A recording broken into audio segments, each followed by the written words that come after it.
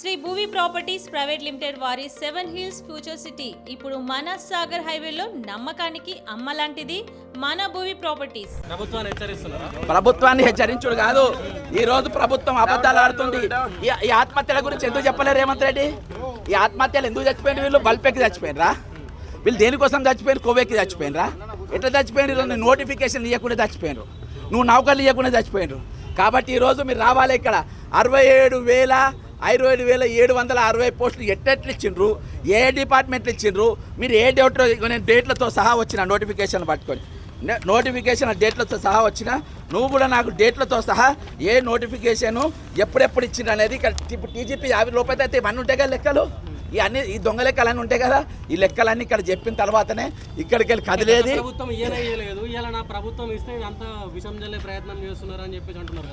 గత ప్రభుత్వం ఇవ్వకుండానే ఇంట్లో బండ పెట్టిండ్రు. గత ప్రభుత్వం ఇవ్వకుండానే నిరుద్యోగులంతా ఊర్లలో పోయి నువ్వు ఎందుకు ఇవ్వలేరా పిల్లగా అన్నారు.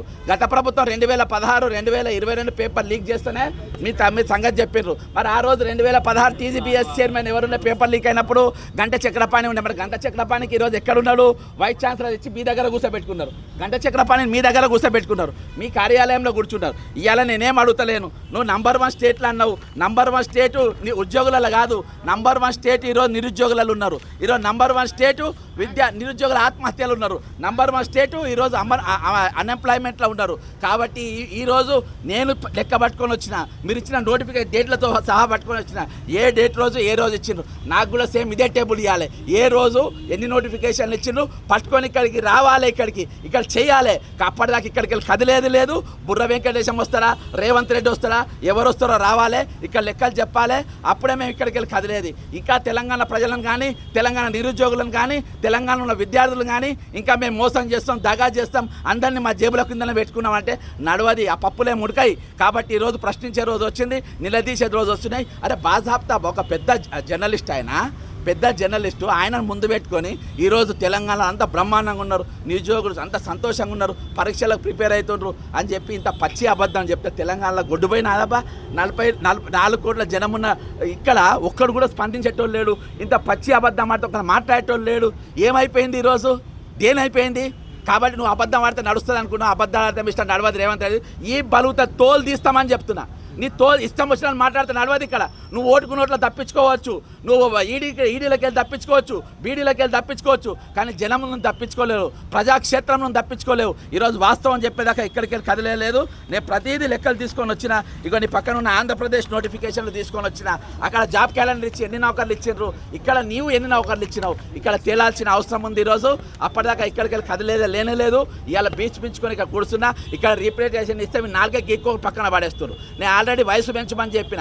ఇవాళకి తెలంగాణ ఉద్యమాల్లో పాల్గొన్న వాళ్ళు, మరి మొన్నటిదాకా ప్రభుత్వం పాల్గొన్న వాళ్ళు ఇవాళ 49 సంవత్సరాలు దాటిపోయినాయి. ఈరోజు మీరు ఏజ్ కూడా 49 సంవత్సరాలు పెంచాలని చెప్పి నేను డిమాండ్ రిప్రజెంటేషన్ ఇస్తే ఇప్పటిదాకా దేని గురించి కూడా మాట్లాడతలేరు. ఇవాళ 10,000 మంది పోలీసులు రిటైర్డ్ అయితే ఆ రిక్రూట్మెంటే లేదు. అన్నీ పడుతున్నాయి అని చెప్పి పచ్చి అబద్ధం నువ్వు మాట్లాడుకుంటూ ఉంటే బాగుండు. ఈరోజు మాట్లాడి ప్రతి ఒక్కరిని మాట్లాడి ఆడ ఇంకోటి ఆడ చప్పళ్ళు కొట్టేటోళ్ళు మళ్ళీ అయినా 67,760 పోస్టులు ఇవ్వగానే అని అందరు చప్పళ్ళు కొడుతుండ్రు. భారతదేశం ఏమనుకోవాలి? అరే నిజంగా ఏ దేశంలో ఇవ్వకున్నా కానీ రేవంత్ రెడ్డి బాగా ఇచ్చినాను. అబద్ధం అని చెప్పి ఇలా మనకు తెలవాలి కదా, ఇవాళ అబద్ధం అని చెప్పాలి కదా. రేవంత్ రెడ్డి పచ్చి అబద్ధం ఈరోజు హిందూ పత్రిక ముందు చెప్పిందని చెప్పాలి కదా. మరి తెలంగాణ హిందూ పత్రిక ఉంది కదా, ఇవన్నీ అబద్ధాలను వాడని రాయాలి కదా, కథనం ఈరోజు రాయాలి. కాబట్టి ఖచ్చితంగా దీనిపైన జవాబు చెప్పాలి. మరి బుర్ర వెంకటేశం గారు వచ్చి చెప్తారా దీనిపైన నోటిఫికేషన్లతోటి, లేకుంటే రేవంత్ రెడ్డి గారు వచ్చి చెప్తారా, రేవంత్ రెడ్డి దగ్గర ఉన్న చెంచా గారు లోఫర్ గాను ఎవరు వచ్చి చెప్తారా? ఎక్కడికి చెప్పేదాకా ఇక్కడికి కదిలేదు లేదు. ఇక మీ డ్రామాలు చాలా అయిపోయినాయి, మీ డ్రామాలు మస్తు అయిపోయినాయి. ఇక మేము మొదలు పెడతాం, మీ ఆట మొదలు పెడతాం, మిమ్మల్ని ఆడిపిస్తాం.